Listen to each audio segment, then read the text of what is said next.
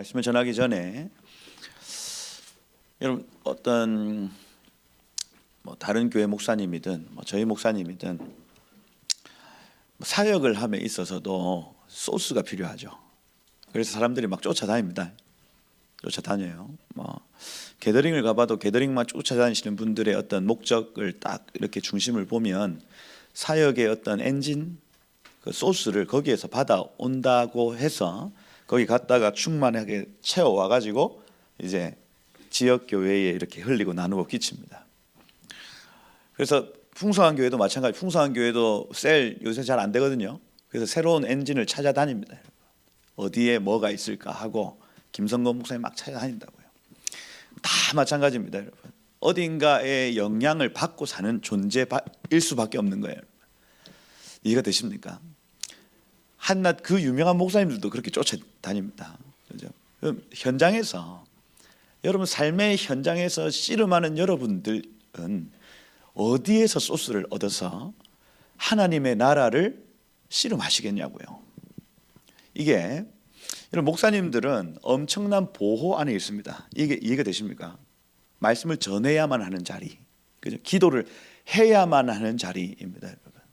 기도를 하지 않고는 견뎌낼 수가 없는 자리예요. 사역자라고 하는 건. 그러면 이건 한편으로는 엄청난 보호 속에서 신앙이 영위되어져 가는 겁니다. 지나가는 거예요. 복된 거죠. 이렇게 사역자라고 타이틀을 딱 안 붙여 놓으면 도망갈 놈입니다. 도망갈 놈. 그렇죠? 그러니 하나님 여기를 딱 고정시켜 놓은, 그렇죠? 너 여기 딱 박혀서 기도해. 너 여기 딱 박혀서 하나님 말씀 봐 하고 딱 고정시켜 놈들이 목사님. 그놈들입니다. 그놈들. 그렇죠? 한편으로는 사역이 힘들고 이게 소스가 없으면 이게 막 속에서 말씀을 보는데 말씀이 안 깨달아지죠. 수요 저녁 설교를 해야 되는데 오후 5시까지 아무 감동이 없습니다. 이 말씀 보는데. 그럼 미칩니다. 막 속에서 죽겠다. 가서 10분도 얘기할 수 없는 그 처절한 어떤 그 씨름이 있습니다. 한편으로는 막 죽을 것 같은 막 쥐어짜냄이 분명히 있는데 다른 한편으로는 엄청난 복된 자리인 거예요. 그 복된 현장 속에서도 소스가 필요한 거예요. 소스가 어디에선가 루트가 필요한 겁니다. 하물며 현장에서 삶의 처절한 현장에서 하나님의 나라를 추구하며 살아간다고 하는 건요, 이거 하나님의 말씀의 소스가 없으면 절대로 승리할 수가 없는 자리인 거예요. 여러분 축복합니다. 근데 그 소스를 계속해서 찾아다니셔야 되는 겁니다. 어디에 꼴이 있나, 어디에 하나님의 셈이 있나 하고 여러분 씨름하지 않으면 어떻게 견뎌요? 어떻게 좀 더 자자, 좀 더 졸자, 좀 더 눕자 하고 그냥 그렇게 있으면 여러분 어떻게 견디겠습니까? 어떻게?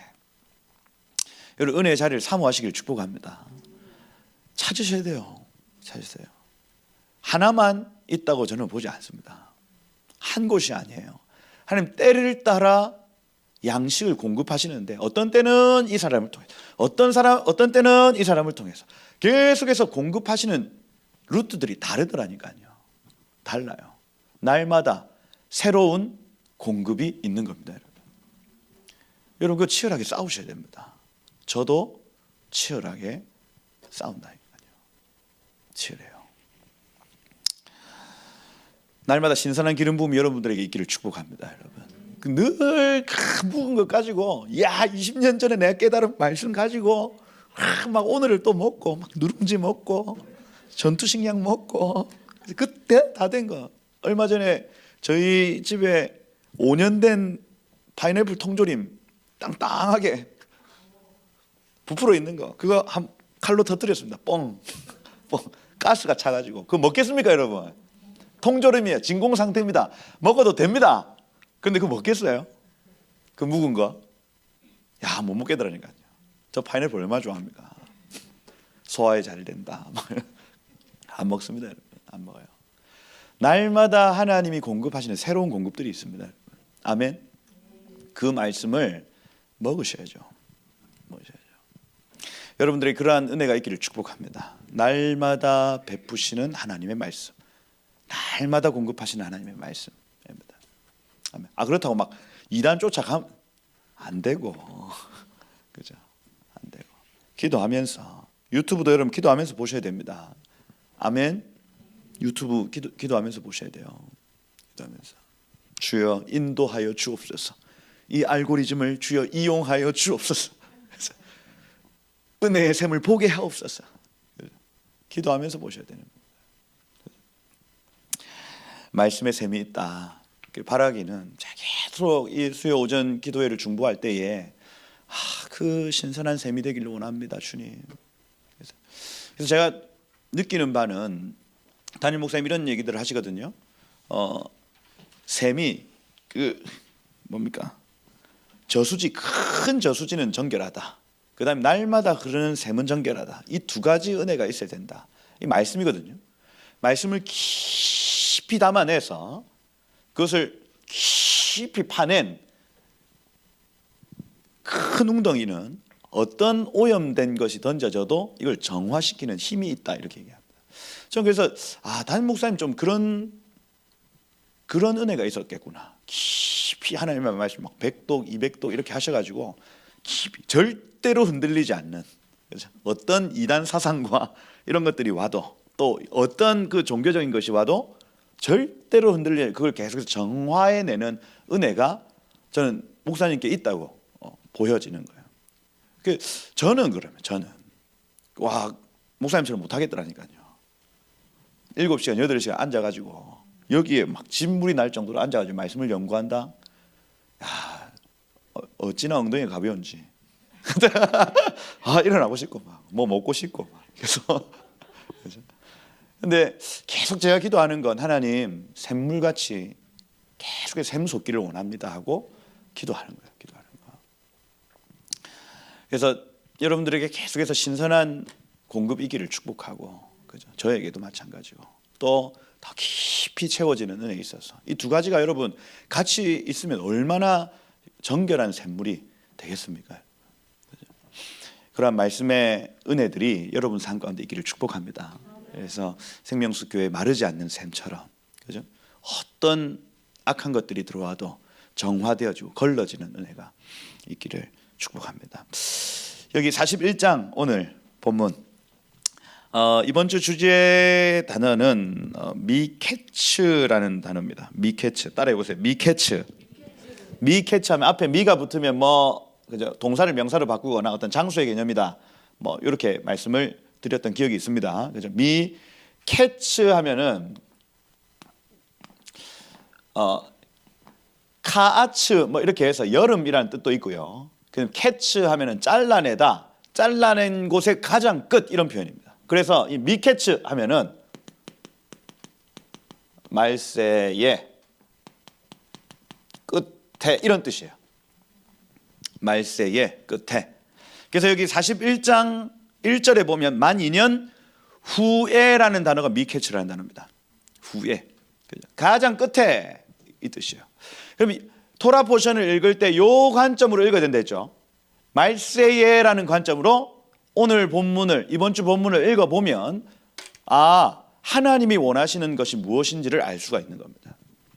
이번 주에 바로가 꿈을 꿉니다. 두 가지 꿈을 꾸는데 이 두 꿈은 하나다, 이렇게 되어 있죠. 여러분들 잘 아시듯이 7마리의 살찐 암소가 이게 강가에, 나일 강가에 딱 있는데 7마리의 바리한 암소가 나와가지고 걔네들을 칵 잡아 먹어버렸다. 본래는, 그죠? 암소고기, 암소갈비, 암소 맛있잖아요. 그죠? 암소가 본래 맛있답니다.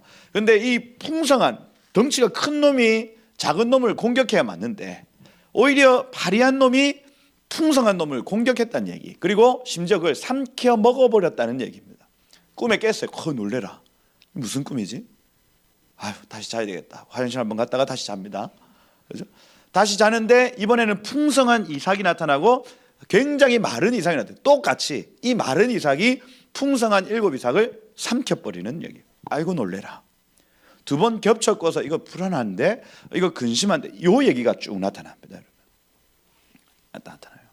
이게 미케츠, 마지막 때에 관련된 꿈이라는 얘기예요. 마지막 때에 관련된 꿈이다. 어떻게 그럴 수가 있는가?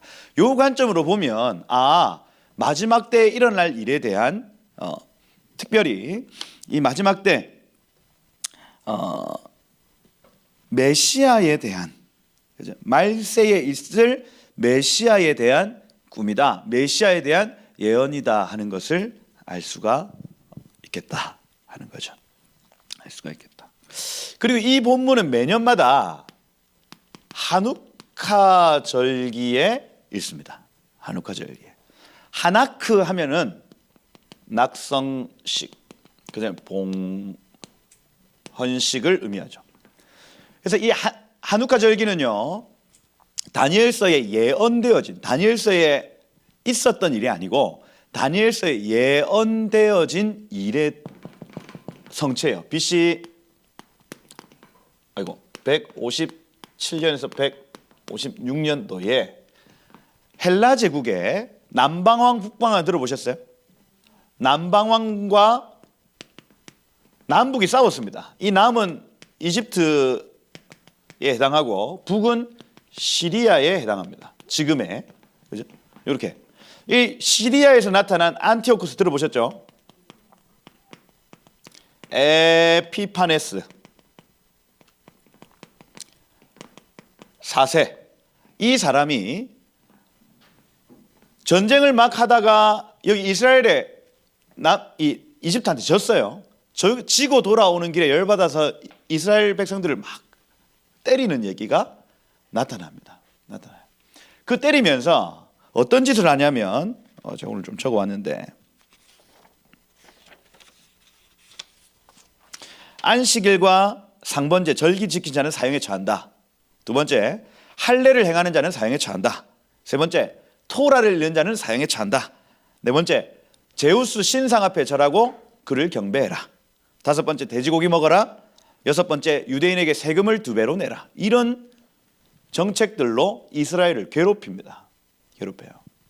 그 많은 유대인들이 이 괴롭힘을 안 당하기 위해서 스스로 그 법 안으로 들어가거나 법을 어기는 유대인들을 자기들끼리 고발합니다. 그래서 실제로 많은 사람들이 죽어요. 그런데 여기에서 이제 마따디아라는 한 제사장, 늙은 제사장입니다. 늙은 제사장이 뭐라고 했냐면, 이 땅에 모든 사람들이 하나님을 버리고 니놈들이 만들어 놓은 쇳덩이 앞에 절한다 할지라도 나와 나의 아이들은 반드시 하나님의 약속을 지키며 살 것이다. 이렇게 마따디아라는 노 선지자가, 그죠? 이렇게 있다가 실제로 그 동네에 제우스 신상이 바퀴에 딱 끌려왔어요. 그리고 마따디아가 딱 섰습니다. 그 헬라의 용사들이 그 앞에 딱 섰어요. 그리고 그 헬라의 용사의 칼을 빼서 이 늙은 아저씨가 헬라군을 죽여버립니다. 그 자리에서. 할배가. 그죠? 그 결단을 보고 여기 아들들이 피가 거꾸로 솟았습니다. 이야, 와, 우리 아버지 진짜 대단하다. 우와, 우리 아버지 한 거예요. 그러고 하나님을 위해서 우리 이제 싸우자. 이렇게 해서 이 마따디아의 아들들이요, 전쟁을 하기 시작하는데 이 3년 6개월 정도의 전쟁을 통과한 다음에 성전을 다시 회복한 얘기가 하누카의 얘기예요. 그 성전에 들어가 봤더니 거기에 기름, 돼지 기름이 가득했다 했죠. 그 여러분 삼겹살집에 가면 그 돼지 기름 있지 않습니까? 이거 바닥 미끄러운 그거. 그게 성전에 가득했어요. 성전에. 돼지는 부정한 짐승의 대표 상징이죠. 그죠? 성전이 완전히 더럽혀졌다는 겁니다. 그게 들어가지고 막 울었습니다. 이 마따디아 형제들 울고. 그죠? 메노라를 보니까 메노라 완전히 돼지 기름에 떡이 되어 있는 겁니다. 떡이 되어. 그거 어떻게 해요? 다 녹이죠. 불로 다 녹입니다, 여러분. 다 녹여 새로 만들고, 그 다음에 이 메노라를 밝히는 기름으로 불을 밝히는데, 정결한 기름 찾아보니까 하루치 있는 겁니다. 하루치. 켜라, 이거. 켜라. 오늘 청소하고 이거 켜자. 하나님 죽지 않았다. 켜자. 켰습니다. 그리고 이 정결한 기름을 짜는데 9일의 시간이 걸려요. 하루치 기름입니다. 하루치 기름이 말랐더라, 마르지 않았더라. 마르지 않았더라 해서 요 하누카를 기념할 9개의 불을 켜고, 야, 이 기름이 마르지 않더라. 하나님이 지금도 우리를 보호하시고 지금도 우리를 안위하신다. 이게 하누카 절기, 빛의 절기라 할 수 있습니다. 가장 어둠의 시간이죠. 그런데 빛이 밝혀졌다는 얘기하고 여기 지금 요셉 얘기하고 연결되어 있다는 얘기예요. 연결되어 있다. 하누카는 157년이기 때문에 에스라가 지금 토라 포션을 나눠 놓은 기간보다 한 458년이었으니까 한 300년 정도 후의 일입니다. 그죠? 요 때하고 요 토라 포션하고 하누카 그 절기하고 딱 맞아 떨어진 거예요. 그리고 이후에 사람들이 미케츠를 읽으면서 하누카를 지키는 겁니다. 이해가 되시죠? 그러면서 자연스럽게 요셉의 인생에서 가장 어두웠던 시기 중에 서서히 빛이 나타나는구나. 우리 인생에도 마찬가지입니다. 어쩌면 지금 여러분의 인생이 가장 어둠일 수 있다는 거예요. 어둠이다. 내 인생 진짜 왜 이런 일들이 발생해서 내 인생이 이렇게 어둠 가운데 있는가 할 그때에 빛이 나타나더라는 얘기예요. 이게 미케츠입니다. 미케츠. 한국 상황 마찬가지죠. 우리 한국적 상황, 교회적 상황이 정말 어둠입니다. 가장 짙은 어둠이에요, 여러분. 그런데 촛불이 하나 켜지고 촛불이 두 개 켜지고 이 결국 이 빛은 누굽니까? 요셉을 상징하는 건 예수 그리스도 아닙니까? 예수께서 우리의 빛이 되셔서 우리의 삶을 계속해서 조명하시는데 점점 더 어둠은 사라지고 빛은 더 증가되어지는, 점점 빛으로 빛이 채워진다는 거예요. 빛과 어둠의 영적 전쟁 중에 본래는 우리가 어둠이었더니 이제는 주 안에서 빛이다 하는 얘기를 좀 하고 있는 거예요. 미케츠입니다. 미케츠.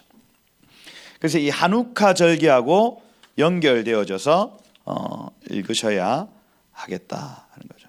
미케츠 마지막 때다, 종말에 라는 뜻이고, 이런 마태복음 24장 32절에 무화과 나무의 비유를 배우라. 그 가지가 연하여지고 잎사귀를 내면 여름이 가까운 줄 아나니, 이렇게 됩니다. 이 여름은 여러분 티슈리올 하면 일곱째 달이죠. 일곱째 달, 우리로 치면 9월 정도입니다. 그죠? 그리고 8월, 우리로 치면 8월이 엘룰월이라서 이때 여름입니다. 여름. 티슈리월 1일이 나팔절이고요. 나팔절, 대속제일 이 절기입니다. 그 다음에 장막절, 요때 주님 오신다는 거거든요. 옛날에 다미선교회가 주님 오실 날을 계산할 때 이 대속제일을 근거로 계산을 한 겁니다. 이해가 되시죠? 왜냐하면 성경의 예언은 반드시 이 9월로부터 시작하는 이 성경에서 일곱째 달 1일, 그 다음에 10일, 14일, 요때 주님이 오신다고 예언되어져 있습니다. 그러니 이스라엘의 절기를 계속 이렇게 주의 깊게 보다 보면 가을쯤만 되면 주님 오시나?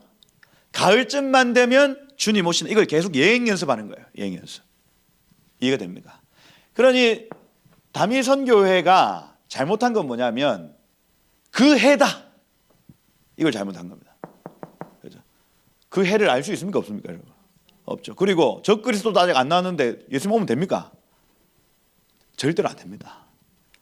적그리스도가 나타나야 주님 오세요.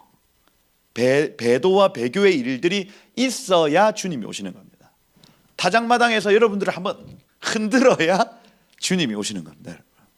아멘. 우리가 환난 당하기 이전에 들려 올려져 간다? 아닐 겁니다. 아닐 거예요. 이 휴거라고 하는 건 마중입니다. 마중. 휴거는 뭐다? 마중 나가는 겁니다. 마중 나가는 거. 주님이 오실 즈음에 우리가 하늘로 들려 올려져서 마중하여 같이 내려오는 겁니다. 이게 휴거예요. 그러니 다른 성도들은 막 환난을 겪는데 우리만 쏙 빼가지고 주님이 들려 올리신다? 물론 그럴 수 있겠지만 여러분, 그렇게 안 되면 어떻게 할 거예요? 휴거 주님 환난을 겪지 않게 하십시오 해가지고 이렇게 하다가 환난을 겪어버려. 이렇게 못 견딥니다, 여러분. 실족해가지고. 요거 가르치면요 실족합니다. 실족. 주님이 우리 가운데 환난을 면하게 하시면 그 은혜고, 근데 그걸 가르치지 말고 환난을 통과한다 가르쳐야지. 실족함이 없어요. 아멘. 여러분, 환난을 통과하시기를 축복합니다, 여러분. 그죠? 잘 통과하시기를 축복해요. 그래서 여기 지금 여름이라는 요 단어, 마태복음 24장에 나타나는 여름이라는 단어는 종말의 끝에 하는 거예요. 무화과 나무 잎이 이렇게 해서 잎이 연하여지고 이렇게 되면 종말이 가까운 줄 알아라, 이겁니다. 여름이 가까운 줄 알아라. 그죠? 그 얘기입니다. 그 얘기. 끝이다. 이 얘기 많이 해야 되는데 시간이 없기 때문에 마지막 때입니다.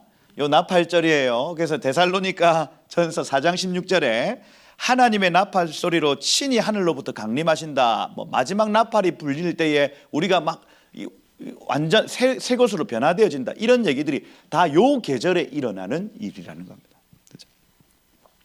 그럼 여기 지금 만 2년 후에라는 요 단어가 주는 의미는 뭐냐면 이때의 계절이 여름이다라는 개념입니다. 여름 끝에 주님이 오실랑 말랑 하는 그런 공기의 냄새, 그 여름에서 가을로 넘어갈 때 그 공기 향기 있지 않습니까? 저도 군대에서 이 향을 많이 맡아봤습니다. 행복해요, 막 이렇게. 그죠? 잎이 이렇게 조금씩 이렇게 색깔이 변하고 가을 바람이 살랑살랑 불고 하늘이 굉장히 높게 느껴질 즈음은 예수님이 오실 가능성이 있는 계절이라는 거예요. 계절이다. 그때에 바로가 꿈을 꾼즉 자기가 나일 강가에 서 있는데 아까 제가 말씀드린 그 꿈을 꿨다 했습니다. 그 야샬의 책에서 보니까 이 점술가들과 현인들 할 때 이 점술가 하르톰 이렇게 돼 있는데 하르톰 하면 철필로 새기는 자 이렇습니다. 그래서 이 철필로 새긴다고 하는 건 서기관들을 의미해요. 서기관들. 그러니 여태까지 가장 공부를 제가 보니까 어떻게 적혀 있냐면 애국 고문에 보면 바로에게까지 계단이 70개랍니다. 70개. 70개. 한 계단 올라가면서 다른 언어를 얘기해야 된대요. 중국어 뭐였죠? 준영아. 하우추 부진. 저거밖에 할 줄 모르는데 진짜 그 중국 사람처럼 해가지고 사람들이 다 속는데요. 그래서 하우추 한 계단 올라 하우추 부진 하고 한 계단 더 올라가면 일본어 뭐 있습니까? 그죠? 아리가또. 그 다음 올라가면은 봉주. 이렇게 70계단을 올라갈 때에 70개의 언어를 해야 그 왕을 볼 수 있는, 바로를 볼 수 있는 구조였답니다. 그런데 지금 여기에 현인들, 그 다음에 여기 점술가들의 어떤 능력 자체가 일단 기본 70개국 언어를 해야 돼요. 왕 앞에 서기 위해서는. 그러니까 이 사람들이 그냥 단순히 막 무당 해가지고 막 받아내고 이런 사람들이 아니라고요. 아니야. 똑똑해. 일단 기본적으로 우리는 영어도 못 하잖아요. 똑똑해요. 공부도 너무너무 많이 했어요. 이런 사람들이 왕의 꿈을 딱 들었습니다. 그러고 자기 나름의 해석들을 펼쳤다고 야세야의 책에서는 기록하고 있어요. 그래서 뭐라고 하냐면 7 암소는 후일의 왕의 딸들입니다. 이렇게 해석을 해버리는 겁니다. 근데 7 파리한 소가 와가지고 먹었다고 하는 그 딸들이 죽는답니다. 이렇게 했어요. 마음에 듭니까 안 듭니까? 안 들죠. 짜증나네. 이렇게 하는. 딴 놈, 니 내려가라. 70계단 내려가라. 하고 다른 놈 올라와. 봉주, 헬로우 하고 올라오는 겁니다. 올라와요. 그럼 뭐라고 하냐면 7 암소는 앞으로 이집트에서 일어날 7 왕입니다. 이렇게 얘기하고 파리한 소는 그럼 뭐냐? 그 파리한 소는 저기 가나안 땅에서 오는 7 또 왕이에요. 우리가 정복당한답니다. 마음에 듭니까 안 듭니까? 안 들 거예요. 이런 거 아닌데. 꼬치꼬치 다 물어봐도 막 속 시원하게 얘기해 주는 사람이 없는 거예요. 없어요. 그 화납니까 안 납니까? 화나지. 그 마음이 번민하여, 그죠? 화납니다. 근데 그 옆에 있는 술 맡던 간원장이 갑자기 요셉이 생각난 거예요. 요셉. 그죠? 어둠입니다. 다 죽게 생겼어요. 실제로 야샬의 책에서는 그 다니엘서에서 그 느부갓네살이 했던 것처럼 이 도둑놈들을 다 죽여라 이렇게 합니다. 어둠이죠. 어둠이 확 그 땅 가운데 막 가득해집니다. 그때에 빛의 생각이 딱 들어온 거예요. 아, 요셉. 바로시여. 여기 12절에 보니까 히브리 청년이라고 아바르라는 단어, 강을 건넌 자. 여러분, 그러니 마지막 때 말세에는요, 강을 건넌 자들이 소망입니다. 여러분. 강을 건넌 자, 타협하지 않는. 와, 돌아올 수 없는 강을 건넜다. 사실 이 얘기를 저희 담임 목사님하고 저하고 딱 한 순간 교단에서 나가게 됐죠. 목사님, 저는 이제 강을 건넌 것 같습니다. 다시 돌아올 수 없는 강을 건넌 것 같습니다. 우리 고신에 있는 목사님들 만나면 깝깝하고, 고신에 우리 그 연합, 제가 중고등부 할 때 연합 수련회 막 이렇게 했는데 깝깝하대요.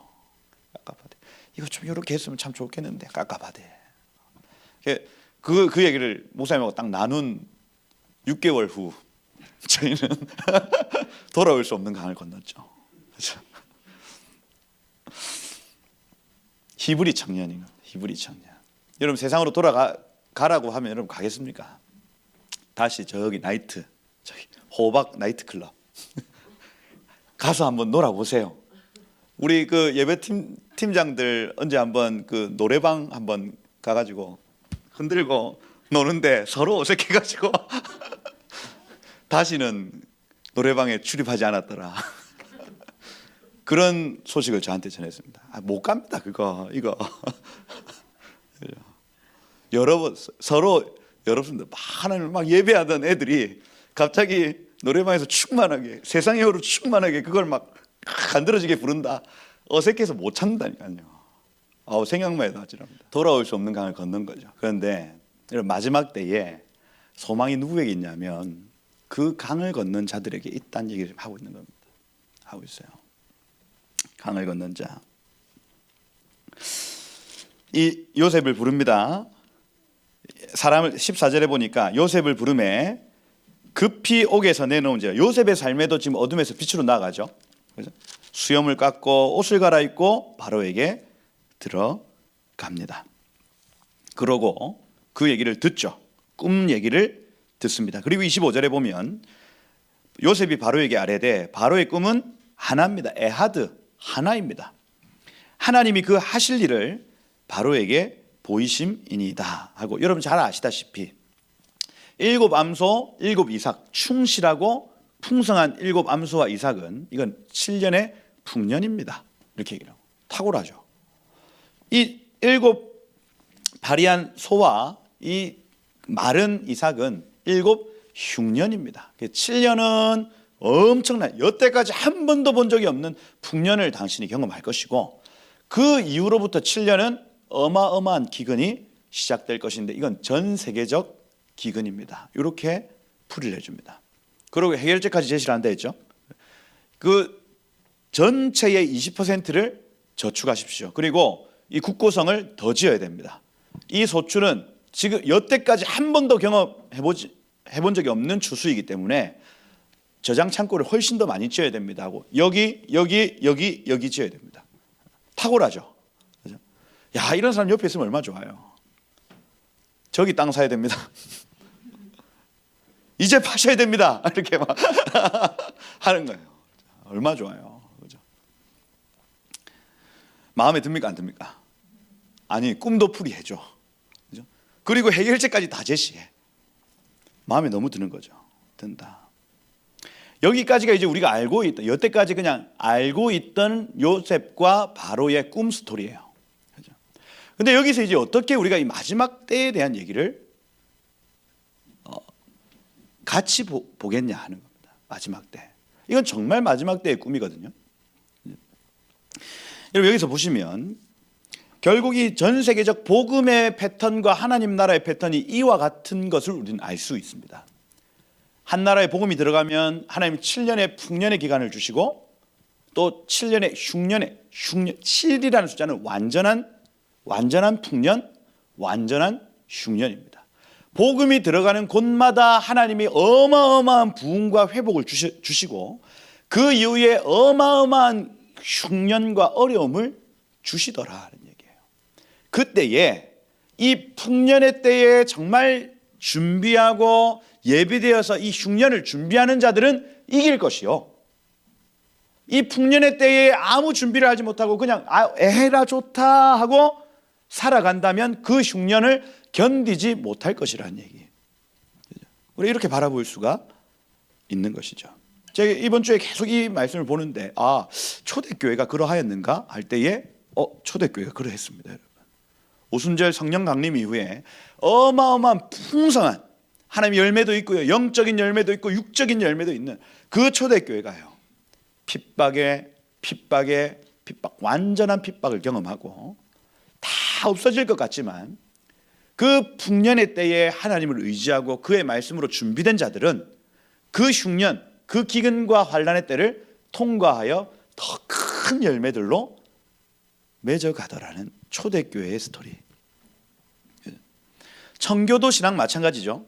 청교도 칼빈, 루터, 개혁교회의 신앙 역시도 이 16세기, 17세기의 그 교회들도요, 우리 다시 초대교회로 돌아가자 하고 말씀 앞으로 나아갑시다, 성령의 은혜를 구합시다 하고 어마어마한 가톨릭이 막아놨던 모든 은혜가 다 열린 시대가 있었습니다. 그런데 그 가톨릭에 의한 핍박에 의해서 청교도들은 완전히 분해되어지고, 그죠? 없어진 것 같았지만은 그 이후에 어떤 그 확장과 그리고 복음의 전달이 계속 이어지더라는 얘기입니다. 보십시오. 풍년이 있습니다. 그리고 흉년이 있어요. 흉년 뒤에 나타나는 확장과 전달이 있습니다. 다시, 풍년이 있습니다. 흉년이 있어요. 그리고 확장과 전달이 있습니다. 이 패턴을 말해주고 있는 거예요. 그런데 이 패턴은요, 지금 많은 믿음의 선배들이 겪었던 이 패턴은 마지막의 패턴의 모형입니다. 이해가 되시죠? 마지막 큰 환난 전에 큰 추수, 그리고 큰 환난을 견딘 이후에 하나님의 나라의 확장과 전달, 이겁니다. 이걸 위해서 매 세대마다, 이해가 되십니까? 모든 세대마다 이 일들을 경험하게 하시는 거예요. 경험하게. 예수님이 마태복음 24장에 이 세대가 가기 전에 이 일이 일어날 것이다 이렇게 합니다. 그 일이 실제로 일어납니다. 여러분, 나는데 패턴이죠. 패턴입니다. 그리고 그 다음 세대도 똑같은 일을 경험합니다. 그 다음 세대도 똑같은 일을 경험해요. 계속해서 우리 세대는요, 우리 세대도 그 일을 경험할 것입니다. 여러분, 우리 때 주님이 오시는가요? 지금 한우카 막 예배할 때에 그 질문이 우리 세대의 주님이 안 오시면 어떡하지? 이 마음이요, 우리의 신앙을 뒤로 물러가게 합니다. 우리 때는 안 오실 거야. 지금 한국교회의 신앙이 마라나타 신앙 없어졌거든요. 주님을 다시 기다리는 신앙이 없어졌습니다. 없어져요. 그러면 나타나는 현상이 기복신앙이죠. 우리 이 땅에서 잘 되게 해주십시오 하는 거예요. 그렇죠? 물 떠놓고 기도하는 거 똑같습니다. 여러분, 하나님 수능일입니다. 수능일. 주여 한 문제도 더 풀게 하십시오. 주님 찍어도 맞게 하십시오. 그래서 우리 자식 좋은 대학 가서 좋은 직장 가서 좋은 신랑 신부 만나 좋은 아이 낳고, 그리고 그 손주도 대학 가게 하옵소서. 이게 기복신앙이에요. 기복신앙. 이게 여러분 1992년도 이 다미 선교회 사건 이후에 이 기복신앙이요, 이 전환이 되질 않습니다. 전환되지 않아요. 그렇게 씨름한 지가 지금 13년, 14년째입니다. 한국교회가 전환해야 된다라고 얘기한 지가 얼마 안 돼서 2007년 이후일 겁니다. 아마. 그 이전까지는 마라나타 잘 모르겠습니다. 예수님이 다시 오심을 기다린다, 이단이니? 하는 거예요. 성령님이 역사하십니다, 이단이냐? 하는 거예요.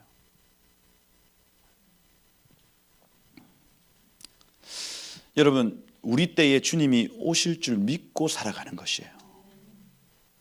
그리고 그 일들은 실제로 정말 성경에 적어놓은 그 큰 대환란일지 아닐지 몰라도 우리 때에도 환란이 있습니다. 있어요. 그것의 모형일지 몰라도. 그런데 여러분, 아브라함이 예수님의 모형인 이삭을 막 죽이려고 한 일들, 이게 다 모형이거든, 모형. 그죠? 모세가 성막을 지어놓고 그 하나님의 임재 가운데 들어가는, 이건 모형이거든요, 모형. 근데 그 모형을 믿음으로 들어가고 나오고 막 죽이고 살리고 이런 사람들도 하나님이 정확한 그 분복을 주시는 거예요, 여러분. 환란의 모형을 그 마음으로 통과한 사람을 그 큰 환란을 통과한 사람들하고 같다고 얘기해 주시는 겁니다. 이해가 되십니까? 이게 믿음의 선배들이요, 우리의 삶입니다, 여러분. 여러분, 우리에게 7년 풍년이 있습니다. 저는 지금 7년 풍년의 끝에 한국교회가 와 있다고 봅니다. 6년 8개월 정도 됐겠네요. 그리고 나머지 한 4개월 정도 남아있는 상황. 앞으로는 흉년일 겁니다, 여러분. 흉년이에요. 예수를 믿으면 핍박받는 시대가 이제 우리 세대가 되었다고요. 여러분, 요즘 막 과거에는 목사님을 향한 존경 이런 게요, 교회에 넘쳤습니다. 넘쳤어요. 지금 그러한가요? 그러지 않습니다. 그러지 않아요.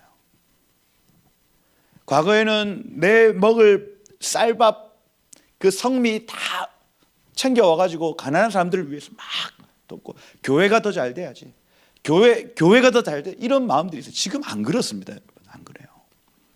시대가 많이 바뀌었습니다. 그러면서 다음 세대, 여러분, 이 다음 세대 지금 예수 믿는 사람의 비율, 그러니까 10대 그리고 10대 그 밑에 아이들, 예수 믿는 아이들 비율을 보니까 전 세대의 3%입니다. 3%. 100명 중에 3명.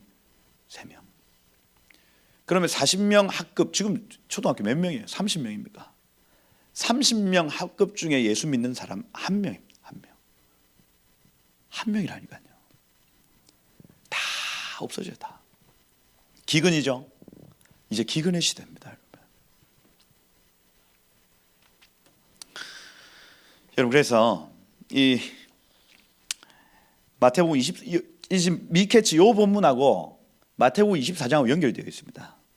딱 연결되어 있어요. 보십시오.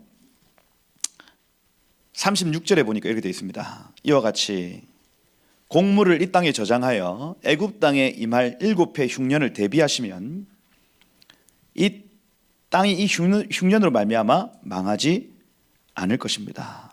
그리고 예비하고 이것을 나눠줄 자를 찾습니다. 이게 마태복음 24장 45절에 이렇게 돼요. 충성되고 지혜 있는 종이 있어 주인에게 그 집을 맡아 때를 따라 양식을 나눠줄 자 누구냐. 이게 마태복음 24장에 적혀 있는 구절이에요. 마지막 때와 연결되어 있는 겁니다. 보십시오.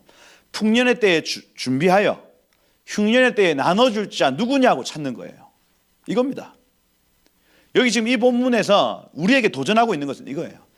이 풍년의 때에 너희의 마음에 말씀과 성령을 저장하여 흉년의 때에 나눠줄 자 누구냐. 그 종은 하나님께 칭찬받고 복이 있을 것이다. 이렇게 기록하고 있습니다. 누굽니까? 누구예요? 여기 있습니다 하는 거예요. 여기 있습니다. 하나님, 풍년의 때에 준비된 자 여기에 있습니다. 그리고 이 흉년의 때에 복음 전하지 마, 선교하지 마, 예배하지 마, 기도하지 마 할 때에 누군가는 손을 들고 선포하는 그 남은 지혜로운 종이 있어야 된다는 거예요. 생명수 교회가 그러한 교회입니까? 아멘. 생명수 교회가 그러한 교회 되기를 축복합니다, 여러분. 때를 따라 양식을 나눠줄 자. 지금은 이 때입니다. 지금은 이렇게 해야 될 때입니다 하고 일어나 믿음으로 선포할 자들이 있어야 된다는 거예요. 여러분, 그리고 마태복음 25장에 나타나는 열 처녀 비유 나타나죠. 열 처녀 비유. 열 처녀 비유는 열 처녀가요 똑같이 그죠, 신랑을 기다리고 있는데 5 처녀가 미리 준비됐다고 하는 건 언제 주님이 오신다 맞춘 처녀들이 아니에요. 이해가 되십니까? 가만히 있다가 그죠, 준비도 안 하고 있다가 3일 후에 오신다 때려 맞춰가지고 그때 딱 기다리고 있었던 처녀들이 아니라니까요. 하루하루 기름 짜는 게 제가 9일 걸린다 했습니다. 9일 후에 기름을 예비하여 계속해서 하루하루 그 기름을 준비하는 과정입니다. 주님이 당장 내일 와도 부끄럽지 않을 기름을 매일매일 때려 맞추는 사람들이 예언자들이 아니라니까요, 여러분. 주님이 아마 1999년 9월 9일 날 9시 9분 9초에 오실 것 같아. 이게 실제로 있었습니다. 구구교 막 때려 맞춰가지고 그때 흰 옷 입고 탁 나간다. 다미 선교 아니라니까요. 아닙니다. 그거 아니에요. 우리가 주님을 기다리는 마지막 때를 대처하는 자세는 뭐냐면 매일매일 기름을 갈아서 새 기름으로 언제 주님이 오실지를 모르니 매일매일 준비하는 그 자세가 하루를 살아도, 당장 오늘 이 하루를 살아도, 당장 오늘 이 밤에 주님이 오셔도 부끄럽지 않을 이 하루를 살아가는 것, 이게 마지막 때를 대처하는 성도들의 자세인 것이에요. 아멘. 여러분 지금 12시 5분인데 1시 30분에 주님 오신다 생각해 보십시오. 가슴 철렁하죠. 그죠? 어젯밤에 내가 했던 폭언 뭐 이런 거 막 부끄러울 거 아닙니까? 주님 오신다는데 해놓은 것도 없어. 그죠? 아들아 뭐 했니? 예? 여러분 당장 내일 주님이 오셔도 부끄럽지 않을 오늘을 살아가는 것.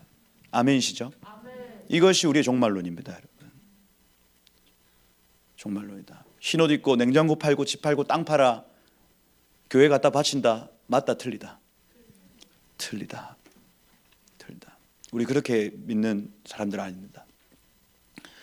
오늘 하루를 살아도 당장 내일 주님 오셔도 괜찮을 만한 오늘을 사는 것이에요. 아멘이시죠? 네, 우리의 종말론이다.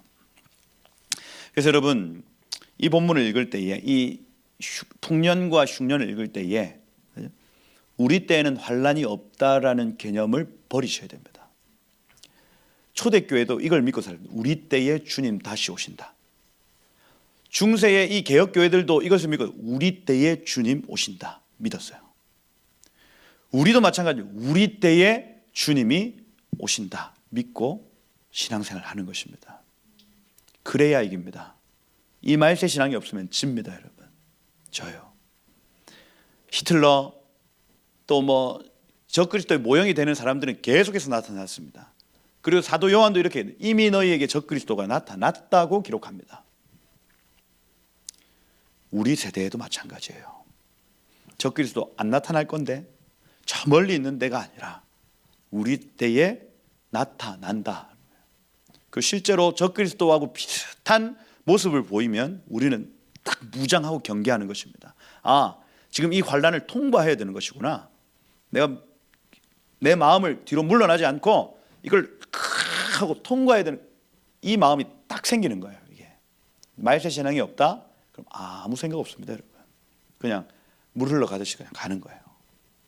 적그리스도 아까 얘기했던 대로, 그죠? 예배하지 말라면 하지 않고, 말씀 읽지 말라고 불태워 버리면 저항하지 않습니다. 그냥 그런가 보다. 그러면 여태까지 내가 읽었던 말씀을 기억하고 살아야지. 가는 거예요. 저항하지 않는다니까요, 여러분. 안식일을 지키면 사형 하는데 그러면 다른 날 예배하면 되지 뭐 하고 가는 거예요. 이게 그냥 그렇게 쑥 가버립니다, 여러분.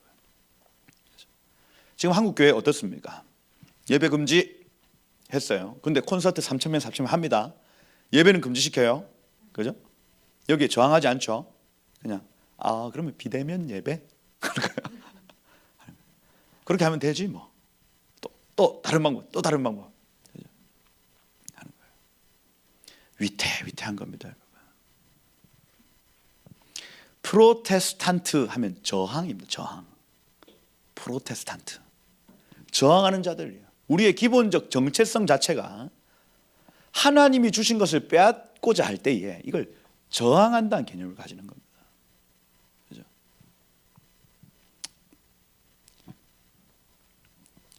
이만하고. 그렇죠? 여러분 마지막 때 우리 환난을 통과할 것입니다. 우리 때 환난이 있습니까 없습니까? 있다. 그 환난을 우리는 통과해야 한다. 매일매일 기름을 예비하여 통과해야 한다 하는 거죠. 그래서 여러분 말씀의 창고에 여러분 말씀을 채우시기를 축복합니다. 그죠? 특별히 암기 말씀을 암송하셔야 됩니다. 나중에 그 말씀이 여러분을 살릴 것입니다. 여러분 기도하셔야 되겠습니다. 저도 이 기도의 어떤 텐션이 줄어들면 입 밖으로 기도가 잘 나오지 않습니다, 여러분. 그런데 늘 그 텐션이 올라가 있는 상태면 기도가 절로 됩니다, 여러분.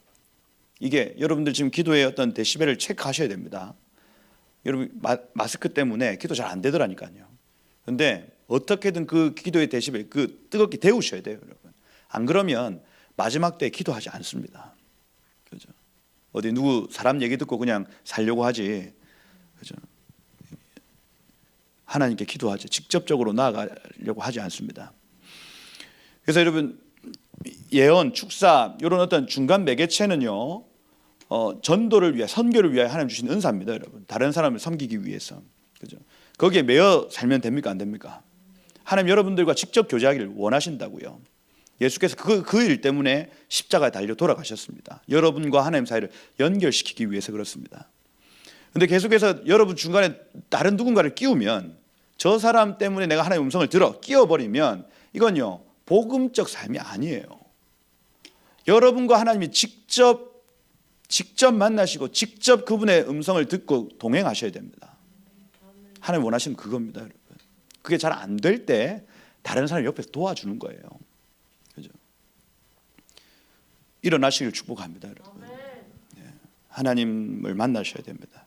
그래야 마지막 때를 이길 수 있다. 그것이 이 풍년 때의 준비입니다, 여러분. 지금 한참 예언학교하고 축사학교하고 이런 것들이 풀어질 때 여러분 학교를 하셔야 됩니다. 왜냐하면 흉년의 때가 와요. 반드시 옵니다. 제가 이렇게 막 가르쳐 드릴 수 없을 때가 온다니까요, 여러분. 그때는요 이 근력이 채워지지 않은 사람들은 다 넘어집니다. 넘어져요. 먹을 것을 여름에 예비하는 개미처럼 여러분 이 마지막 때를 준비하셔야 하겠다. 가정예배 회복하시길 축복합니다. 결국에는 마지막 때는 가정교회 모습으로 우리 신앙이 유지될 가능성이 큽니다, 여러분. 코로나 상황 때 보셨죠? 가정에서 한 발짝도 못 나가셨죠? 격리당하시면 2주 동안 가정에서 죽을 똥 살 똥 그 얼굴만 봐야 되죠. 예배를 회복하셔야 된다는 얘기입니다. 예배. 그렇게 이 풍년의 때에 여러분의 삶이 준비되어야 하겠다. 그 온 세상의 민족들이 파라오를 찾아옵니다. 먹을 걸 달라고. 근데 이 파라오는 자기가 다스리는 것 아니다 하고 그 모든 권한을 요셉에게 위임합니다. 그렇죠? 이게 마지막 때 있을 모습이래요. 세상을 사탄이 다스리는 것 같고 세상이 저 악한 마귀가 다스리는 것 같지만 결국 그 세상을 다스리실 분은 예수 그리스도. 그걸 지금 말하고 있습니다. 그리고 여기 지금 요셉의 두 번째 꿈이었던 해와 달과 11별이 네 앞에 절하고 경배할 것이다의 성취가 41장 43절에 나타납니다. 여기 보면 자기에게 있는 버금수레의 그를 태움에 무리가 그의 앞에 소리 지르기를 엎드리라 하더라 이렇게 됐습니다. 보십시오. 요셉은 지금 본인이 꿨던 두 번째 꿈, 두 개의 꿈을 기억하고 지금 움직이고 있습니다. 첫 번째 꿈은 자기의 형제들이 자기 앞에 절하는 꿈, 두 번째 꿈은 해와 달과 11별 모든 족속 모든 방언 모든 열방이 내 앞에 엎드려 경배하는 것. 이 두 가지 꿈을 모토로 지금 계속해서 움직이고 있는데 지금 이 두 번째 꿈, 온 열방이 요셉 앞에 나와서 경배하고 있는 모습을 눈앞에서 보는 거예요. 아, 이 두 번째 꿈이 성취되었구나. 보십시오. 온 열방의 성취가 먼저입니다. 온 열방의 성취가 먼저예요. 모든 무릎이 예수의 이름 앞에 꿇게 될 것입니다. 온 열방에 있는 신과 그들의 왕과 그들의 모든 고관들과 백성들이 예수의 이름 앞에 무릎 꿇고 경배할 날이 올 것이라는 얘기예요. 요셉의 두 번째 꿈의 성취입니다. 바로 이것이. 그럼 이방인의 구원은 어떻게 이루어지냐? 하나님이 주시는 기근으로 이루어진다. 다시 이방인들은 어떻게 하면 주께로 돌아오는가? 기근이 있는 곳에 회개가 있다 하는 거예요. 회개가 있다. 어디에 소망이 있는가, 어디에 빛이 있는가 하고 빛 있는 곳으로 모든 사람들이 자기의 어떤 자세를 돌이킵니다. 여러분. 열방이 어떻게 회복됩니까? 그것은 기근을 통해서, 환난을 통해서 회복되는 것입니다. 그러니 여러분, 이 일곱인의 의미는 무엇이냐면, 요한계시록 7장에 나타나는 이 일곱째 인이 떼어지는 그 순간, 천재짐이 나타나고 전쟁이 나타나고 그 다음에 기근과 여러 가지 일들이 나타나는 것은 열방이 주께로 돌아오는 통로라는 거예요. 통로. 아멘이시죠? 그러면 복음 전도가 어디에서 이루어져야 하는가를 우리 볼 수 있는데, 이 이방인의 충만한 수가 주께로 돌아올 때에 기근이 있는 곳에 돌아온다는 거예요. 기근이 있는 곳. 환란이 있는 곳에서 돌아온다는 겁니다. 아멘이십니까? 그럼 우리가 선교를 할 때 어디를 해야 될까? 우리가 전도할 때 누구를 만나서 전도해야 될까를 이 요셉의 꿈을 통해서 알 수 있다. 환란을 당한 자, 곤고한 자, 원통한 자, 그렇게 하나님이 흔들어 놓으신 사람을 만나서 예수님이 빛이다, 예수님이 우리의 소망이다 얘기해 주는 것입니다. 얘기해 주는 거예요. 이방인의 충만한 수가 언제 회복되어지냐면 하나님이 그들을 흔드시면 그들은 돌아옵니다. 그럼 유대인들은 어떻게 돌아오냐? 유대인들은 흔들어도 안 돌아옵니다. 안 돌아요. 그런데 흔들어서 죽게 한번 왔을 때 요셉을 알아봅니까? 못 알아봅니까? 못 알아봐요. 이분이 메시아고 이분이 빛이고 이분이 우리에게 소망을 주실 분이다. 못 알아봅니다, 여러분. 못 알아봅니다. 못 알아. 사투리를 안 해야 되는데 못 알아봐요. 그런데 단계가 있습니다, 여러분. 요셉은 집요하게 자기 11아들이 내 앞에서 단이 꼬꾸라지는 것을 봤기 때문에 집요하게 그 아들들을 데리고 오라고 얘기를 합니다. 베냐민 데리고 와. 데리고 와. 왜입니까? 본 꿈이 있어서 그래요. 데리고 오세요. 데리고 오세요. 그 단계, 구속사의 단계에서 이방인의 충만한 수는 쉽습니다. 뭐요? 기근. 하나님 흔들어 버리면 아이고 하고 주님 찾습니다. 아이고. 저 이걸 한 3년 전인가 이렇게 설교할 때 포항에 지진이 있었고 그때 한참 이런 설교들을 할 때에 포항에 가야 된다 했습니다. 왜냐하면 하나님이 흔들어 놓은 곳에 빛을 사모하는 마음이 있기 때문이에요. 아이티에 지진이 났을 때 또 일본에 어떤 그 쓰나미가 났을 때 이건요 하나님의 구원의 역사의 통로입니다. 통로. 그때 거기에 가서 하나님의 예수의 이름으로 선포하고 도와주고 기도하고 치료하면요 거기에서 하나님이 그들을 확 주수하시는 거예요. 지금도 마찬가지. 지금도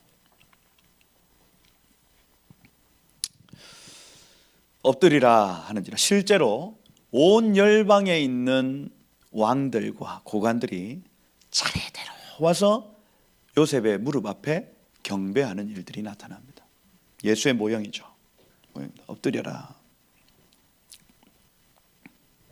그리고 이 요셉의 별명을 45절에 보니까 사브낫 바네아라고 했습니다. 사브낫 바네아 하면 신의 말씀으로 살아난 자 뭐 이렇게 표현인데 그 조금 더 의역을 하면 하나님의 말씀으로 사는 사람 이렇게 되어 있습니다. 바로가 별명을 붙였습니다.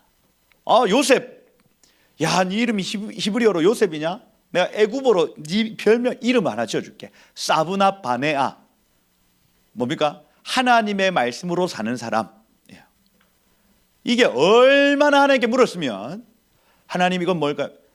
바로가 딱 얘기했습니다. 그러면 요셉이 가가지고 잠시만요. 하나님께 묻고 오겠습니다. 기도하고 하나님이 이렇게 말씀하십니다. 요게요.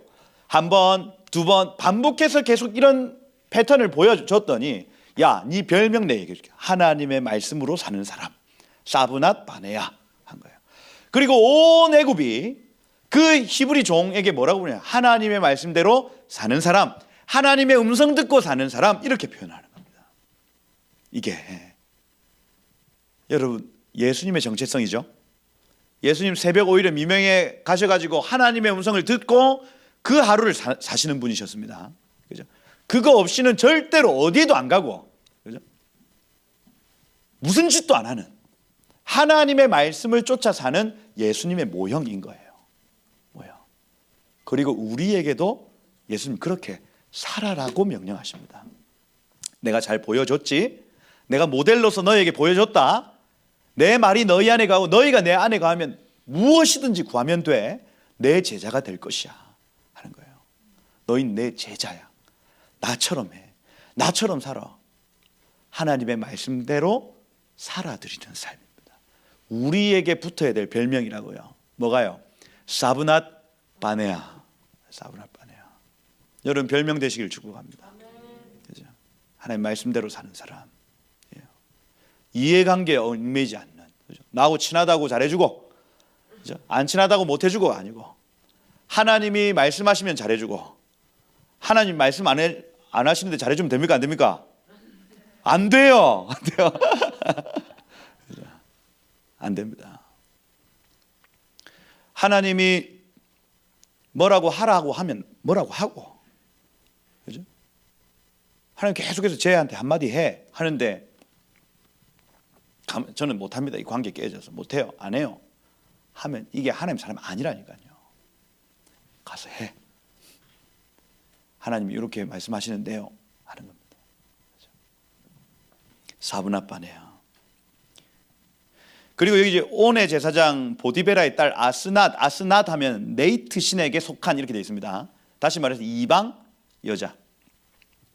예수님은 온 이방 여인들을, 교회를, 우리 불완전하죠. 우리 다 세상 신을 섬기고 살았던 사람들입니다. 그런데 우리를 그의 신부 삼으셔서 취하신다. 그리고 야샬의 책에 보면 이 여인이 손톱을 깎고 머리털을 밀고 남편의 그늘 밑으로 들어가기로 결정했다. 이렇게 표현합니다. 그리고 실제로 그 이후에 네이트 신에게 속한이라는 이름 말고 다른 히브리 이름이 그에게 주어졌다. 이렇게 되어 있어요. 그러니까 완전히 하나님의 사람으로 변화되었다 하는 겁니다. 이 여인이. 그렇죠? 우리죠. 신부된 교회, 이방인, 그렇죠? 여자, 죄인, 우리를 그의 신부로 부르셔서 그의 장막 안에 거하게 하시는 은혜가 지금 여기에 있는 겁니다. 그리고 이때 요셉의 나이가 몇 살? 30살입니다. 이건 역시도 예수님의 모형입니다.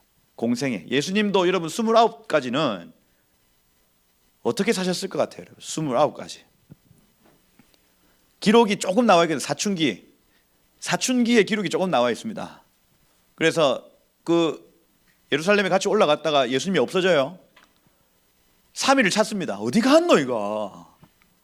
요셉하고 마리아하고 막 죽을 똥 살똥 찾으니까 예수님이 어디 계셨어요? 그 성전 그 회당에서 막 말씀을 전하고 있는 걸 본 겁니다. 엄마 아빠 열받아요 안 받아요?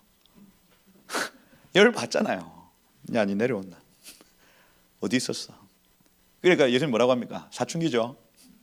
제가 아버지의 집에 있어야 될 줄을 어머니 아버지는 몰랐습니까? 이렇게 하는 겁니다. 할 말 없죠? 그죠?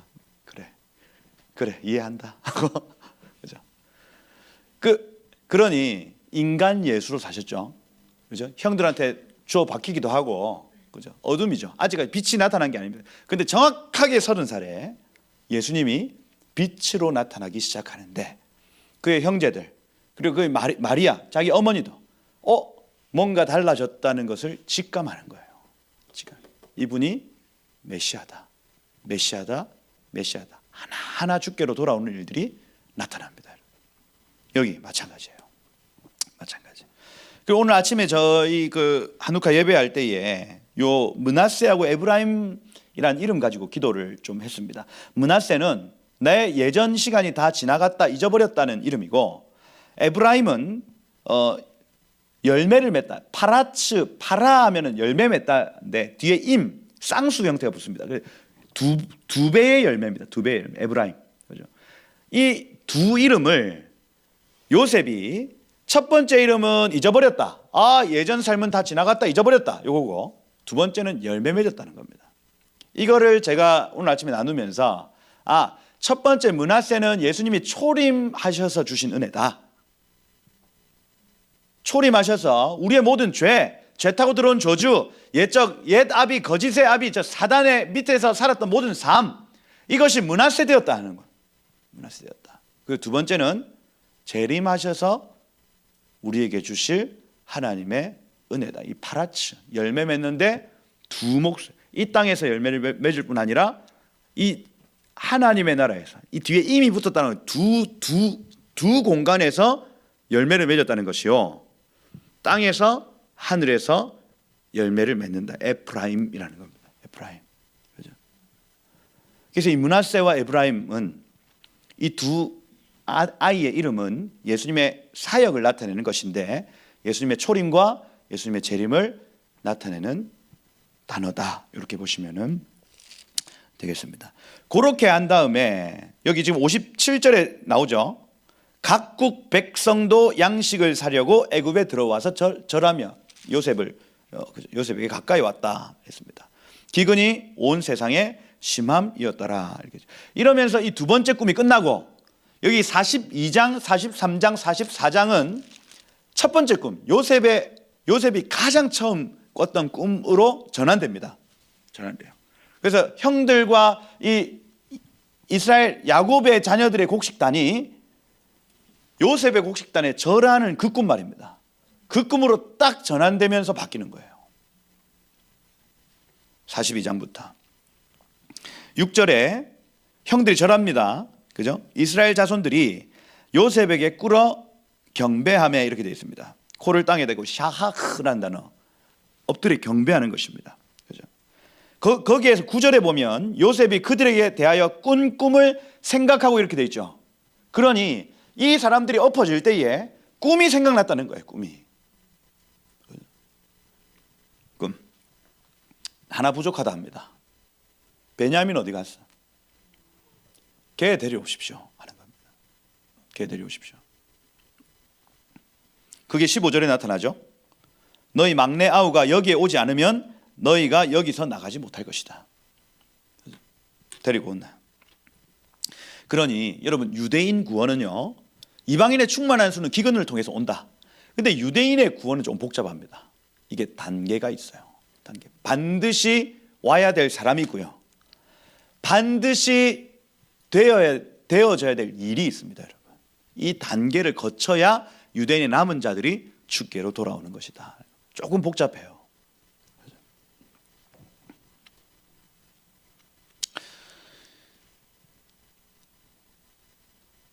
복잡하다.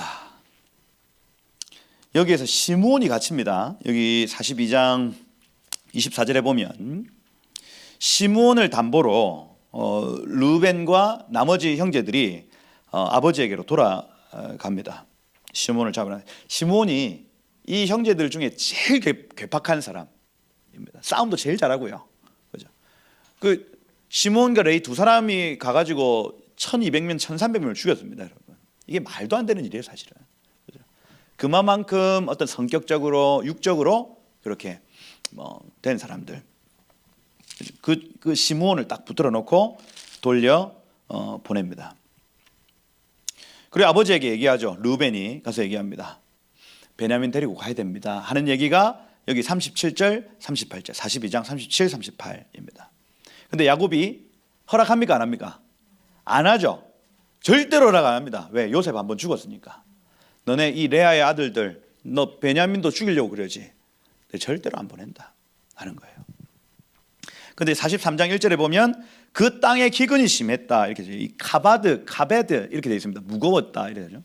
중압감에 견딜 수가 없다는 거예요. 무슨 얘기입니까? 기근이 너무 심해서 야, 당장 이거 내일 먹으면 이제 죽는다 요겁니다. 요거 딱 먹으면 이제 죽게 되었다 하는 거예요. 그러니까 유다가 이제 나서죠. 아버지, 이 아우가 같이 안 가면 절대로 그 사람 안 줍니다. 그 눈을 보니까 보통 눈 아닙니다 하는 거예요. 그리고 뭐라고 하냐면 43장 9절에 내가 그를 위하여 뭐가 되오리니? 담보가 되오리니 하면 유다의 메시아의 사역이죠. 그러니까 여기에서 유다가 얼마나 회복되었는가를 우리가 알 수 있는 겁니다. 내가 담보가 되겠습니다. 속량물이 되겠습니다. 이렇게 고백하는 거예요.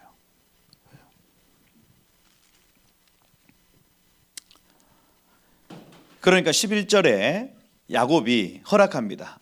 그러면 너 이 땅에 있는 여러 가지 그 특산품을 가지고 가다오 하면서 유향, 그 다음에 향품, 몰약, 유향나무 열매 하면은 피스타치오 열매, 그리고 감복숭아 하면 샤케드 나무, 아몬드입니다.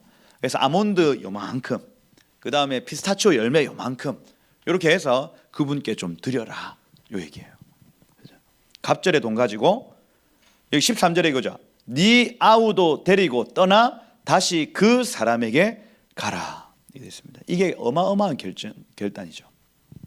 왜냐하면 야곱은 지금 여자의 후손으로 베냐민을 보고 있습니다. 베냐민. 얘 죽으면 됩니까? 안 됩니까? 안 되죠. 그렇죠? 장자인 요셉이 죽었다고 생각하고 그 채색 옷을 지금 누구에게 입혀 놓았냐면 베냐민에게 입혀 놓은 거예요. 절대로 안 된다. 여자의 계보가 여기에서 끊어지면 안 된다. 너네는 지금 다 지나갔고 그 은혜가 다 지나갔고 이 지금 베냐민만 남아있는 상황. 그런데 그를 내어주는 상황입니다. 어마어마한 결정이죠. 내가 이 자식을 잃으면 잃으리로다 하고 포기합니다. 근데 여기 16절에서부터 볼 때에 여러분들이 주의 깊게 봐야 될 건 뭐냐면 요셉의 청지기예요. 요셉은 메시아고 요셉 옆에 붙어서 청지기 역할을 하는 사람이 있습니다. 이건요 교회입니다. 교회. 예수님과 동역하는 사람이에요. 근데 이 청지기의 특징이 뭐냐면 요셉의 명대로 하여, 요셉의 명대로 하여, 요셉의 명대로 하여입니다. 이 특징을 가져요. 그리고 여기 19절 보면은 그들이 요셉의 집 청지기에게 가까이 가서 그에게 얘기합니다. 지난번에 우리가 양식 가지고 돌아올 때에 그 안에 돈이 그대로 들어있었습니다. 그 갑절을 오늘 가지고 왔습니다 합니다. 두렵고 떨리는 마음이죠. 이거 도둑질했다고 뭐라 할까 봐 두렵고 떨림으로 갑절을 가지고 왔습니다. 저희 도둑질한 거 아닙니다. 이렇게 하는 이 형제들에게 뭐라고 하냐면 청지기가 23절에 보면 안심해라, 두려워하지 마라, 너희의 하나님, 너희 아버지의 하나님이 재물을 너희 자루에 넣어 너희에게 주신 것이다. 너희 돈은 이미 받았느니 이렇게 되어 있죠. 이게 너희의 값이 이미 치루어졌다고 이들을 안심시킵니다. 무슨 얘기입니까? 메시아이신 그분 옆에서 동역하는 이방 교회가 이 유대 교회가 돌아오려고 할 때에 안심해라, 괜찮다, 너희의 값은 이미 치러졌다고 고백해 주는 것입니다. 이게 동역하는 이방인 교회가 해야 될 일이라고요. 이미 값이 치러졌다. 이미 복음이죠. 복음입니다, 여러분. 이방 교회가 유대 교회에게 할 수 있는 복음이 이겁니다. 너희의 값은 이미 치루어졌다는 거예요. 이미 치루어졌다. 그리고 함께 여기 지금 24절 25절에 보면 함께 요셉이 정오에 오기를 기다린다 이렇게 되어 있습니다. 이 개념 이해가 되시죠? 이방인과 유대인이 함께 요셉이 오는 것을 기다리고 있다는 개념을 가져요. 안심시키고 너희 값이 이미 치러졌다 얘기를 해주고. 그리고 요셉이 왔습니다. 땅에 엎드려 절합니다. 노인 안녕하시냐? 안녕하십니다. 엎드려 경배하고 베냐민 쳐다봅니다. 29절에 네가 작은 동생 걔냐? 합니다. 근데 여기 요셉이 30절에 보면 아우를 사랑하는 마음이 복받쳐서 급히 울 곳을 찾아 안방으로 들어갔다 이렇게 있죠. 여러분, 유대인들이 주께로 돌아오는 걸 보면 메시아의 심정이 이러하다는 거예요. 이해가 됩니까? 예수님의 심정이 이러하다는 겁니다. 북받쳐서 어디 울 곳을 찾아서 막 헤매는 겁니다. 왜요? 저 간박한 민족이, 내 사랑하는 저 아이들이 이제는 나에게로 돌아오는 그림을 지금 보고 있는 겁니다. 안방에서 울고 억제하고 음식을 차리라 하매. 음식 차려서 이렇게 주고 먹습니다. 먹고. 근데 33절에 보면 그들이 나이에 따라 앉히게 되니 요셉이 레아의 아들들 여기 쭉 앉히고, 뭐라고 하냐면 여기 야샤의 책에서 이래 있습니다. 내가 어제 꿈에 꿨다. 너네 레아의 아들들이지? 르벤, 시므온, 레위, 유다.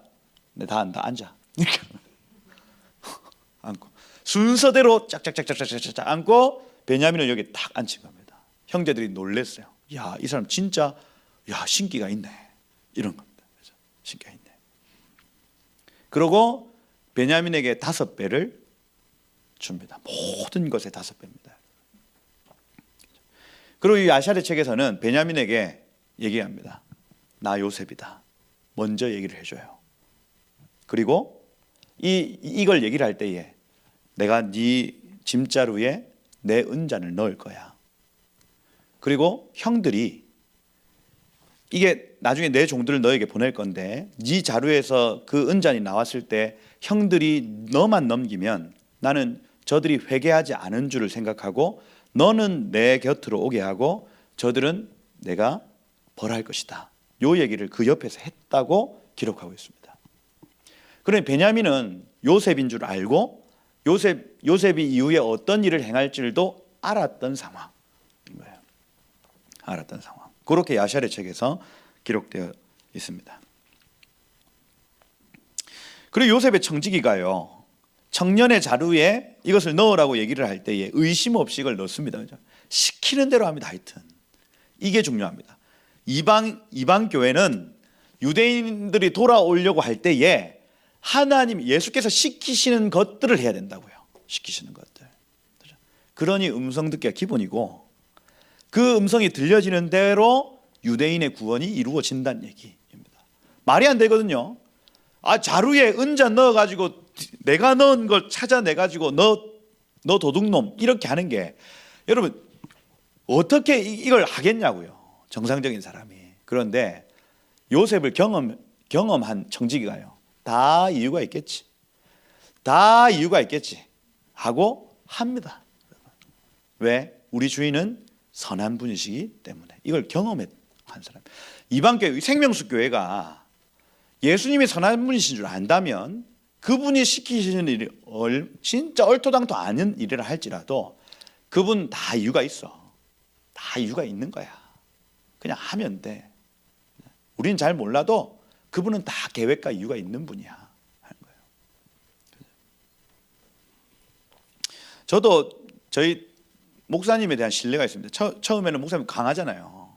그래서 막 해버리는 게 새끼야,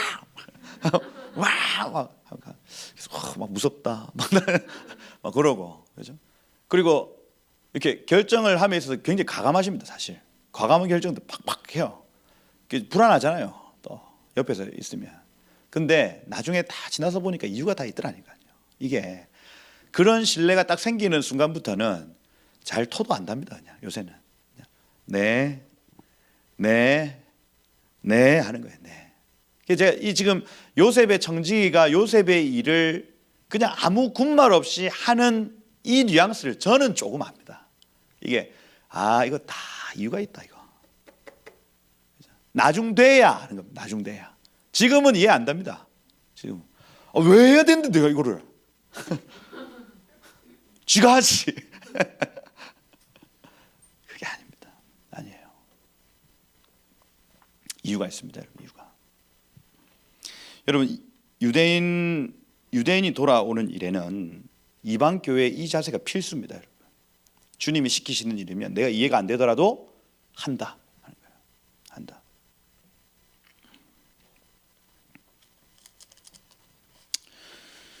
그럼 여기 지금 4절에 보면 요셉이 청지기에게 이르되 일어나 저 사람들의 뒤를 따라가서 그들에게 이르기를 너희가 어찌 선을 악으로 갚느냐 이렇게 얘기해라. 6절에 보니까 청지기가 그들에게 따라가서 그대로 말하니 이겁니다. 그대로 말하니.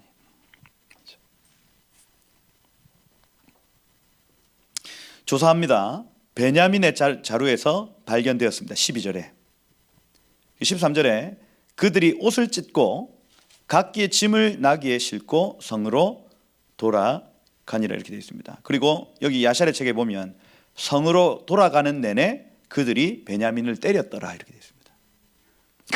가는 길에 시켜 그걸 왜 가져와 가지고 네가 이렇게 하는 거야. 그렇죠? 형들 진짜. 근데 여기에서 지금 그 회개한 한 사람 있죠. 유다입니다. 유다. 회개한 한 사람. 유다와 그러니 여기 지금 14절에 유다와 그의 형제들을 구분해 놨죠. 유다는 안 때렸네요. 유다는 안 때리고 그들과 같이 안 때리고. 요셉이 얘기하죠. 야, 내 신기 있는 거 모르냐? 내 다 아는 줄 몰랐어? 근데 유다가 얘기합니다. 우리가 무슨 변명을 하겠습니까? 우리의 죄악을 찾아내셨으니 이제 다 주의 종이 되겠습니다. 고백하는 거예요. 근데 요셉, 짓궂은 요셉 이렇게 얘기하죠. 아니, 저 베냐민 죄만 한다. 이게 다 이유가 있죠. 책임지느냐, 보증이 되느냐 안 되느냐를 지금 시험하고 있는 겁니다. 다른 열 형제들은 모르겠고 지금 유다를 딱 시험하고 있는데 유다의 마음에 저를 대신하여 내 목숨을 내어줄 마음이 있느냐 하는 것을 지금 시험하는 겁니다. 근데 이 일을 통해서 다음 주 포지션이 뭐냐면 여기 가까이 가서라는 바이가시라는 단어입니다. 요셉에게 유다가 가까이 가게 된다. 이 사건을 통해서 유다가 메시아의 모형인 요셉에게 가까이 간다는 개념을 가지는 거예요. 구원 역사입니다. 구속사입니다. 구속사. 이런 장치가 없으면 베냐민을 묶어두고 넣어두고 그리고 유다가 우리 모두가 종이 되겠습니다. 아니, 베냐민만 종이 되어야 된다. 이런 장치가 없으면 유대인들은 돌아오지 않습니다. 철저하게 그 고백을 받아내는 거예요. 내가 대신 저 아이 대신 제가 종이 되겠습니다. 제발 저를 받아주십시오. 유다에게 그 마음이 딱 보여지는 순간 요셉이 울음을 터뜨립니다. 그리고 내가 요셉입니다. 폭로가 되어져요. 이게 아포칼립시스, 계시가 풀어진 겁니다. 묶인 게 풀어지는 겁니다. 예수께서 나타나시는 거예요. 이해가 되십니까? 예수님이 이 땅 가운데 오셔야 됩니다. 이방인의 충만한 수는 기근을 통해서 온다 했습니다. 유대인의 남은 자들은 이런 장치들을 통해서 나타나는데 이 장치가 완성되어지면 예수께서 폭로되시는 거예요. 이 땅 가운데 계시되어지는 겁니다. 나다. 이게 구속사예요. 구속사. 이방 교회 역할을 저희가 봤고요. 그분을 먼저 경험한 자들이 우리 주인은 이렇게 선한 분이야 하고 그분의 말씀대로 행하여 드리는 것. 이게 우리가 해야 될 일. 아멘이시죠? 사브나 바네아 되시길 축복합니다. 하나님의 말씀을 듣고 행하는 자, 그렇죠? 듣고 지켜 행하는 자. 이러한 은혜들이 여러분 삶 가운데 있어서 하나님께 칭찬받고 하나님의 나라가 이루어지는 그래서 더 좋은 통로들 되시기를 예수 이름으로 축복합니다. 한번 기도하겠습니다. 이 토라 포션은 늘 아무리 얘기를 해도 좀 덜 얘기한 것 같은 느낌이 좀 있어서 제가 욕심을 부리면 안 되겠다는 생각 계속합니다. 제가 지금 아직 초기라서 막 모든 걸 여러분들에게 막 전하려고 지금 막 이 얘기 저 얘기 막 다 하는데 그런 욕심을 좀 버리고 하나님이 요 시즌에 우리에게 원하시는 그것을 내가 전해야 되겠다는 생각들이 있고요. 그래서 여러분들 지금 제가 이렇게 쭉 풀어놨지만은 여러분들이 들을 귀 있으셔서 들리는 은혜 있기를 축복하고요. 그래서 이런 말씀들을 하루하루마다 여러분 좀 읽어 나가시면서 주님 구속사가 이런 것이군요. 그리고 저는 그러면 어떻게 수종되기를 원하십니까? 주님 종에게 말씀하여 주십시오 하고 묻고 그것을 구하시고 그렇게 하셨으면 좋겠습니다. 한번 기도하실 때에 하나님 우리 7년 풍년의 때의 끝에 우리가 지금 여기에 있다고 믿습니다.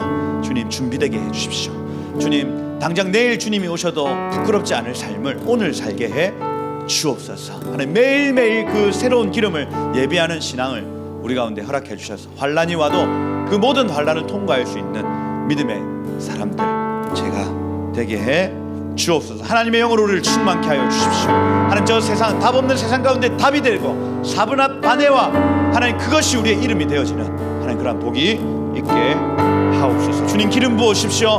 성령의 충만함을 허락하여 주옵소서. 다 같이 한번 우리 말씀 붙들고 기도하고 마치도록 하겠습니다. 함께 기도하겠습니다. 주여, 아버지 하나님, 우리가 전에는 어둠이었습니다. 그러나 빛이신 예수님 우리 안에 오셔서 하나님 우리의 삶을 조명하시고 빛의 열매를 맺게 하시며 착함과 의로움과 진실함, 그러니 그 토부를 향한 삶을 살게 하셨습니다. 주를 기쁘시게 할 것이 무엇인지 시험하여 보라. 너희는 열매 없는 어둠의 일에 참여하지 말고 도리어 그것을 책망하라. 책망받는 모든 것은 빛으로 말미암아 드러나나니 드러나는 것마다 빛이니라. 드러나는 것마다 빛이니라. 드러나는 것마다 빛이니라.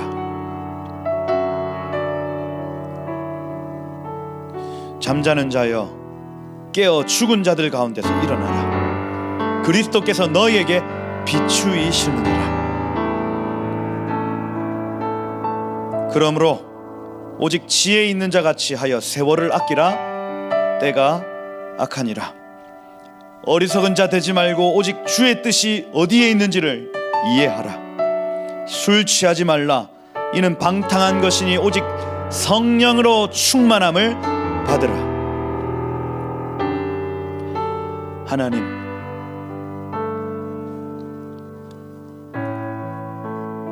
빛의 자녀들의 삶 살게 하여 주옵소서. 성령 충만함을 허락하여 주옵소서. 하나님, 이 에베소서 5장에 나타나는 교회의 비밀이 풀어질지어다. 교회의 비밀이 풀어질지어다. 아내들에게, 남편들에게, 자녀들에게, 아비들에게, 종들에게, 상전들에게 원하시는 빛의 삶, 빛의 열매들이 풀어질지어다. 주님, 그래서 이 마지막 때에 양식을 예비하여 때를 따라 양식을 나눠주는 지혜롭고 충성된 종이 되어 주님의 칭찬과 복을 누리는 복된 한 사람 한 사람 되도록 기름 부어 주옵소서. 지혜로운 다섯 처녀와 같이 매일매일의 삶 가운데 새로운 기름을 준비하는, 당장 내일 주님이 오셔도 부끄럽지 아니할 지혜를 우리 가운데 허락하여 주옵소서. 주님, 그렇게 일하실 주님을 찬양합니다. 주님, 모든 영광을 주님 받아 주옵소서. 감사를 드리며 살아계신 예수 그리스도의 이름으로 기도드립니다. 아멘.